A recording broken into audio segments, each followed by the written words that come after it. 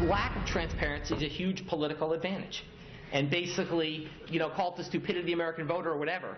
But basically, that was really, really critical to getting the thing to pass.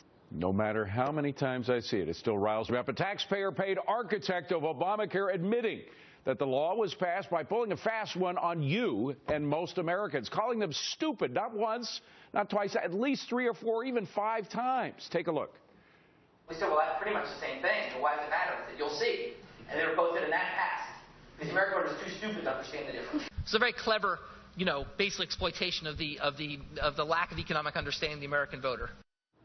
So as Republicans look to undo Obamacare, will this prove to be the final nail in the law's coffin?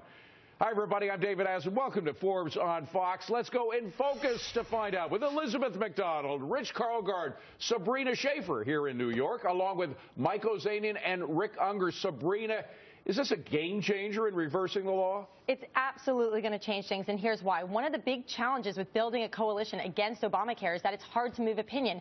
Everybody has heard these arguments about rising costs, lower care, and harder to keep your doctor. They've heard them so many times that it doesn't work anymore. But when you inject a new message into the conversation, when you talk about how, especially one this stupid, about how the American people were fools, this is apt to have a big change in voter preferences. And Rick, the message is deception. Deception was used to sell the bill. By the way, even before we got the Gruber tapes, we have this poll showing that most Americans do think there was misrepresentation in selling Obamacare.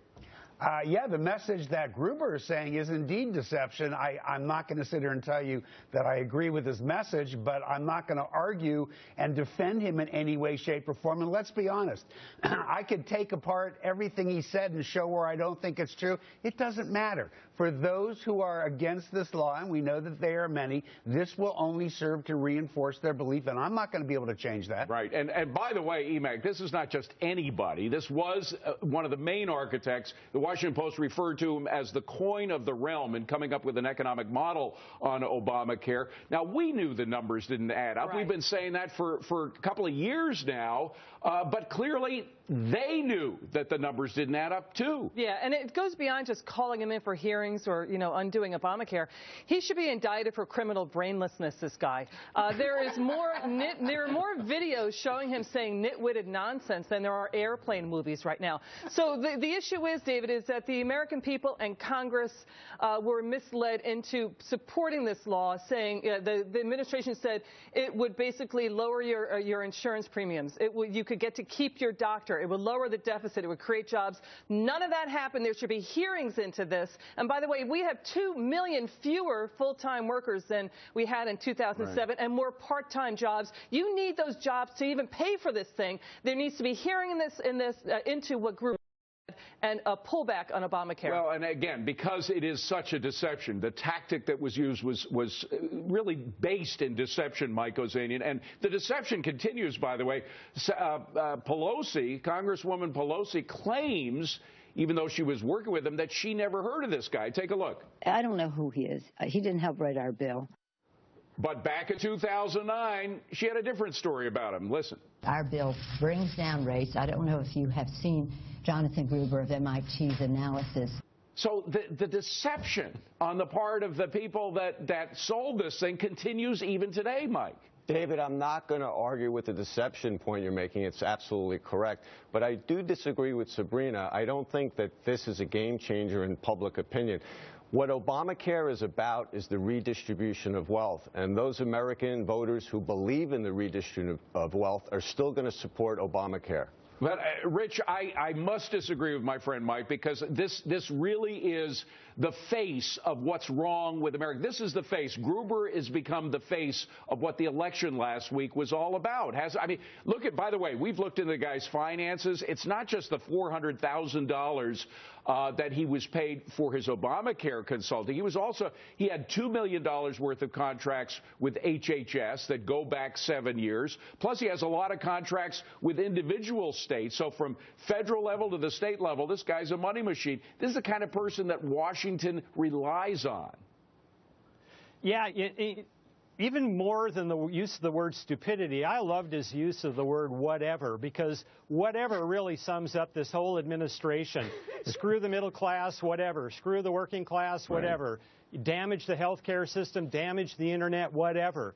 You know, it perfectly sums it up. Will it have any impact? It really boils down, I think, to what the Supreme Court is going to do when it takes it up in March. The swing voters will be Chief Justice Roberts and Justice Kennedy. And will this make a difference? We'll see. Emac, what do you think about that? Yeah, you know, Rich brings up a good point, because apparently Gruber did weigh in on that too, and he said the tax credits were really only meant for the state health exchanges, not the federal exchanges, and that is now going to the Supreme Court. What I want to know is what regulations, what increased taxes, what about a more intrusive IRS that Americans were too stupid to know about ahead of time? And we have now even Gruber talking about how in Massachusetts they purposely set up their version of health care reform by taking $400 million from taxpayers. So that is theft from the American people. There needs to be hearings into that. Well, and what it boils down to, Rick, and another tape that he's in, it boils down to wealth redistribution. That's what Obamacare was about. Well, I got to say, the two people that I'm inclined to disagree with the most both made some really good points. Michael is right when he says this isn't going to change the future of Obamacare, because you still have President Obama in the White House. Nothing's going away as long as he's there. Liz makes a great point, though, when she points out what he said about this case that's coming before the Supreme Court. We don't know how much the court will take notice of what he said. They're not really supposed to, but they're human beings. It could be an impact, and it would be a huge impact if they do pay attention. But Sabrina, we were told time and again this was going to save Americans money. Clearly, they didn't believe it was going to save Americans money when they were saying it. No, of course. But look, that's just a lie. And I think that, look, both Mike and Rick raise an important point, which is that there have been a lot of ups and downs with Obamacare, right? There was a failed implementation, but then there was a win in the courts, right? There's been all sorts of things that have gone up and down. So I understand that this may not be the game changer that everyone wants it to be. That being said, usually Republicans are the ones who are caught in policy wonk language, right? Now we're down to the individual. We're attacking the individual American person out there. That's going to resonate in that cost language and GDP and prices. Yeah. That's not going to. And Rich, we're getting away from the weeds of the minutia of what the law is and whether it's very clear now. It's deception. The law is deceptive. The people that were selling it were deceiving the American public, and they're deceiving them now with Nancy Pelosi's statements. Yeah, that's really despicable, Nancy Pelosi's recent statements. But, you know, all of this is occurring in a context of economic growth that is not widely distributed. And, you know, every voter who was polled in the 2014 elections that occurred a couple of weeks ago, the economy was the #1 issue. And so, you know, you've got the deception, but even worse, you've got the deception actually, in an environment where people are pretty hacked off because of the economy. Mike, I think Rich makes a terrific point that this is an administration that prides itself on equality, on equaling things, particularly economically, and it's actually the actual effects of these policies go in the opposite direction. Well, I'll have to go back and paraphrase Winston Churchill, who said socialism is nothing more than equal sharing of misery.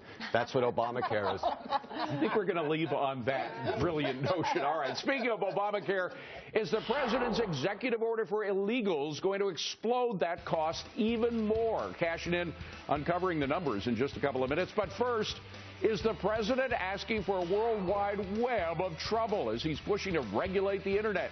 It's who's pushing back that says it all.